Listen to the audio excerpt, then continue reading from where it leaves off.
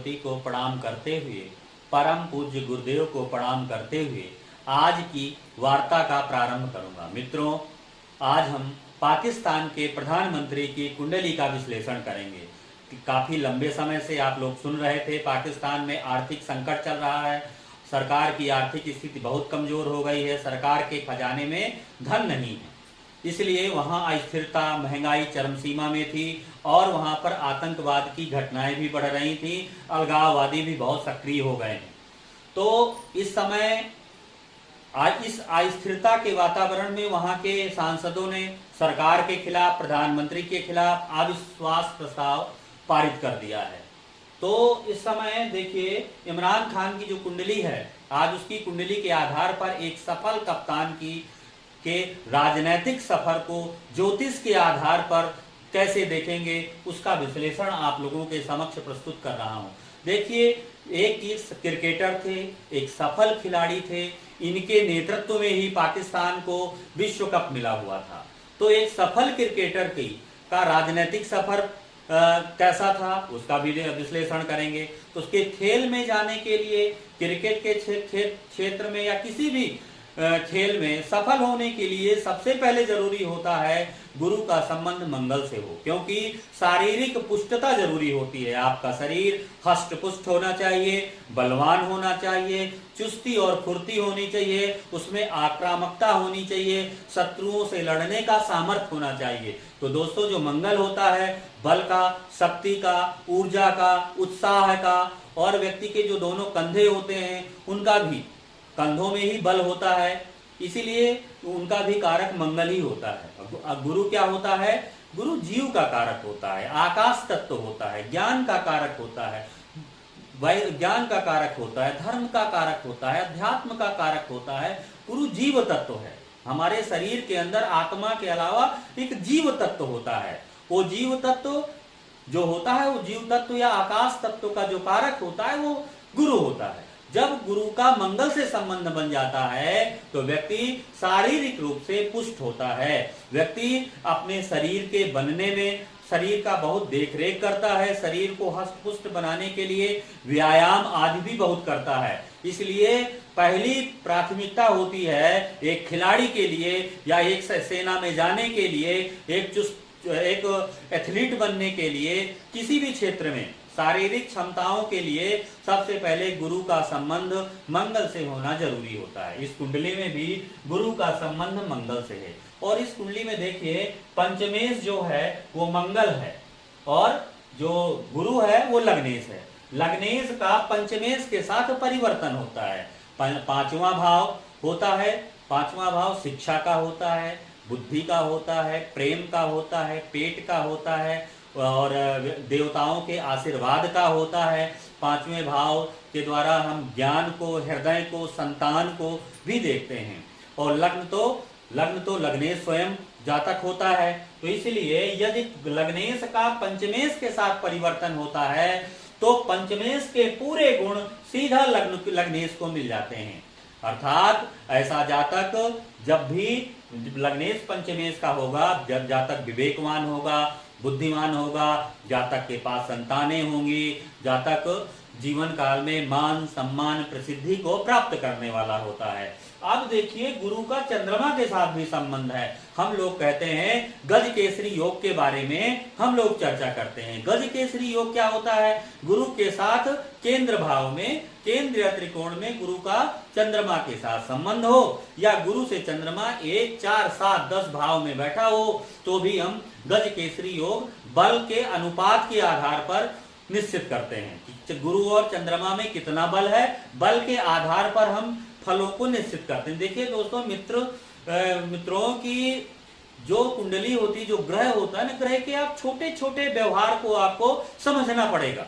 जब तक आप ग्रह के छोटे छोटे व्यवहार को नहीं समझेंगे तब तक आप सटीक फलित नहीं कर सकते। ग्रह का बल देखना है, ग्रह की का सामर्थ्य देखना है, ग्रह का पथ देखना है, ग्रह के पथ के साथ ग्रह का व्यवहार देखना है। वो किस तरह के ग्रह के साथ उसका किस तरह का बिहेव होगा, व्यवहार होगा, और किस प्रकार का उसका रिएक्शन होगा।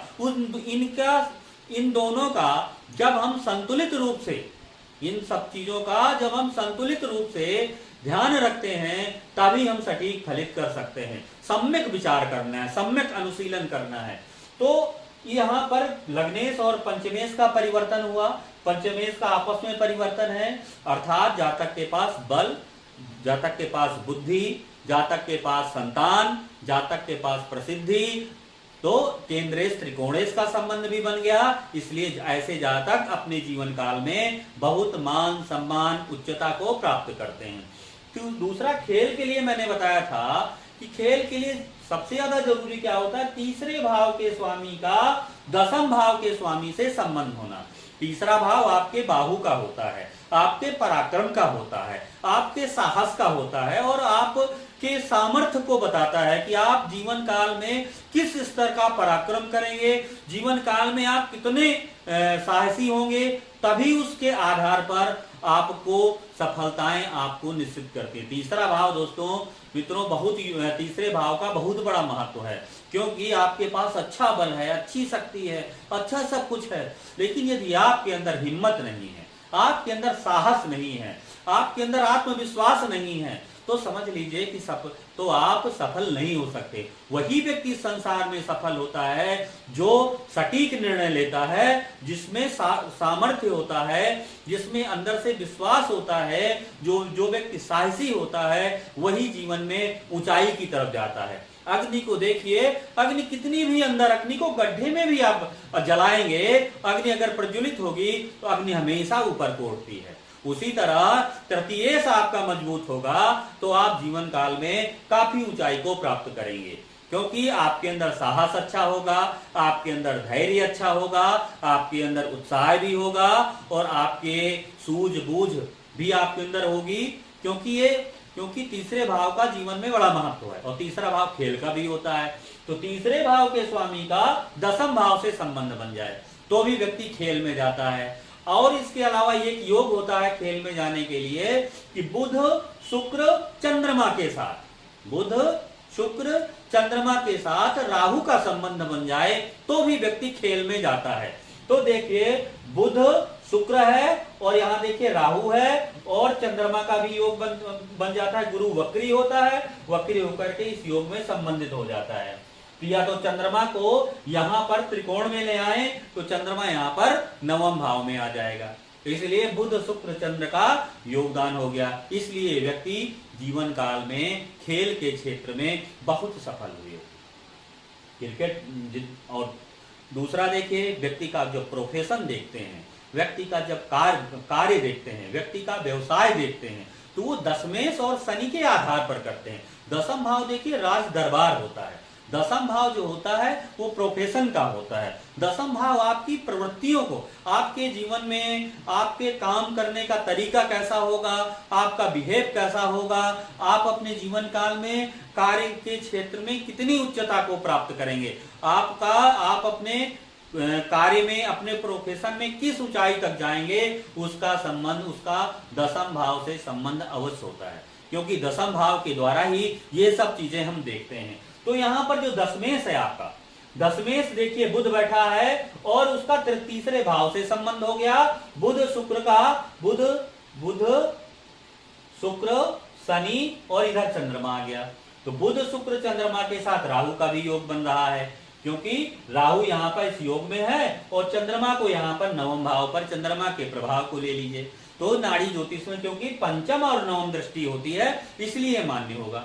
तो इसलिए व्यक्ति सफल खिलाड़ी था और इन्होंने अपने जीवन काल में अपने साहस, पराक्रम, बल के द्वारा पाकिस्तान को एक बार विश्व विजेता, क्रिकेट जगत में विश्व कप इन्हीं की देन थी। इन्हीं की सूझबूझ और कल्पना शक्ति के द्वारा, सूझबूझ, कल्पना शक्ति और निर्णय क्षमता के द्वारा इन्होंने खेल के क्षेत्र में पर अपने देश के लिए एक विश्व कप दिलवाया और इनकी ख्याति राष्ट्रीय स्तर पर और अंतर्राष्ट्रीय स्तर पर बराबर बनी हुई। इसके अलावा जब राजनीति की बात करते हैं तो राजनीति में जाने के लिए देखिए यहाँ पर देखेंगे तो बुध भी उच्च का बैठा हुआ है, भद्र राजयोग बना रहा है। नवमेश सूर्य है, सूर्य का बुध के साथ, नवमेश दशमेश बैठा हुआ है, तो भी अच्छी बात हो गई।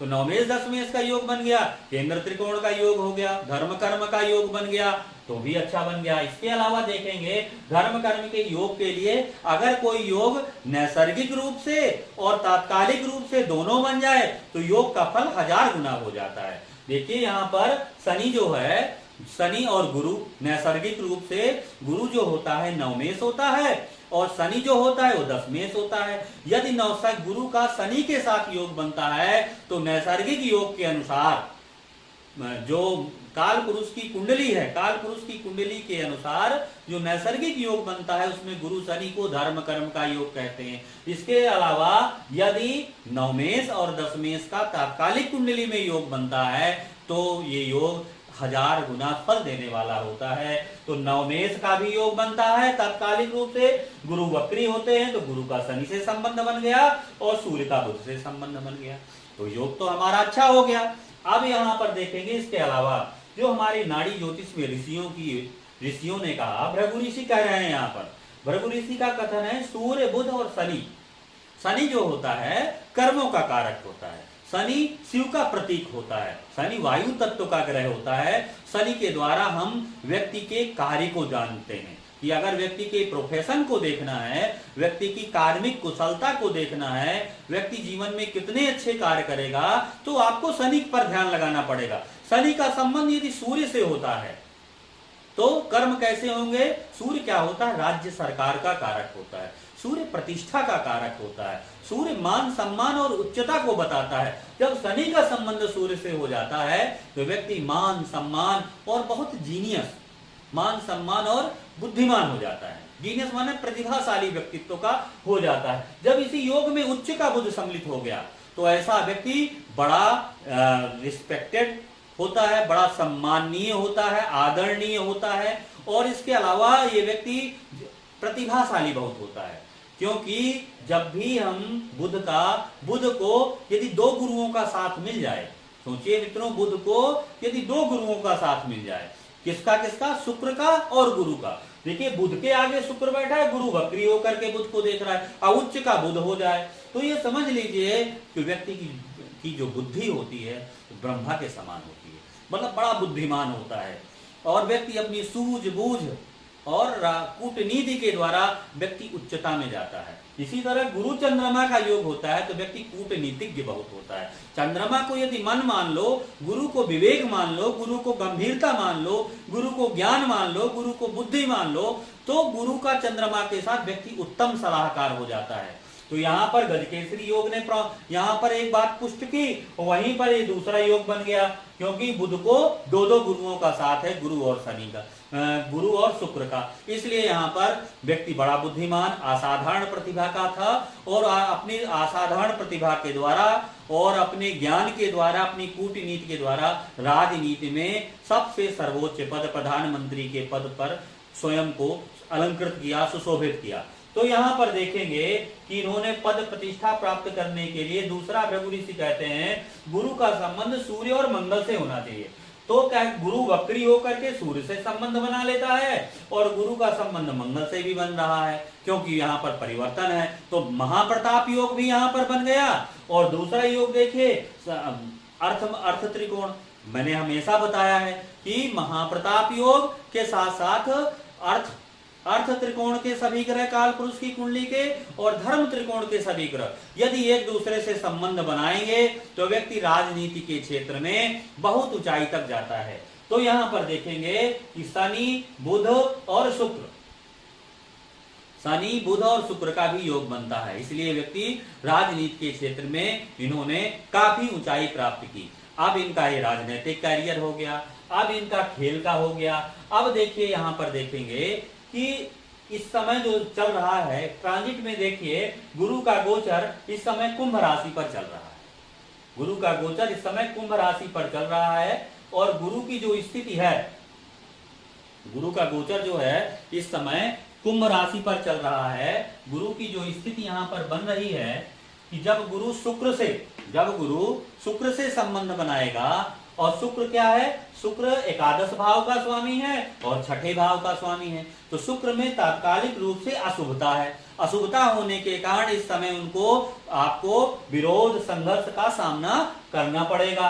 उसके अलावा देखेंगे कि मंगल के साथ राहु, मंगल के साथ राहु जिसकी भी कुंडली में होता है वो जीवन काल में धोखे का शिकार होता है, विश्वासघात का शिकार होता है। जीवन काल में खुद भी लोगों के साथ धूर्तता करता है और स्वयं भी उसमें धूर्तता होती है। मंगल राहु का योग का मतलब अविश्वास हो जाता है। क्या है, इसलिए मंगल का राहु के साथ एक छल कपट का दोष बन गया, यहाँ पर योग बन गया। और यहीं पर शनि का जो गोचर है, शनि का गोचर आपके मकर राशि पर, शनि मकर राशि पर है, तो शनि मंगल राहु गुरु का योग बन गया और केतु यहाँ पर आ गया, कहां पर, चतुर्थ भाव पर। इसलिए एक तरह से यहाँ पर गुरु को आगे बढ़ने के लिए रास्ता नहीं मिल रहा है, यहाँ संघर्ष हो रहा है, यहाँ गुरु पर काफी पापी ग्रहों का असर पड़ रहा है। क्योंकि केतु आगे से आ जाएगा, इधर राहु बैठा हुआ एक तरह से पाप कर यहाँ पर बनी रहा है। मंगल का भी ट्रांजिट यहाँ से 3-11 का संबंध मंगल से भी बन रहा है, तो कहीं ना कहीं यहाँ पर इनको संघर्ष विरोध का सामना करना पड़ेगा, इसीलिए विरोध का सामना कर रहे हैं। अगर गुरु का ट्रांजिट मीन पर आ जाता है तो स्थिति यहाँ गुरु को केतु मिल जाएगा। तो और शनि अगर यहाँ पर ट्रांजिट पर आ जाएगा, अगर मकर से कुंभ में आ जाएगा तो भी स्थिति यहाँ पर नुकसानदेह लगती है। इनको इस समय, इनका समय संघर्ष का रहेगा, इसलिए इस समय इन्हें काफी संघर्षों का सामना करना पड़ रहा है। पद प्रतिष्ठा के जाने के संकेत भी इस समय कुंडली पर बन रहे हैं। अब दोस्तों देखिए कि अब तो ये योग बन गया।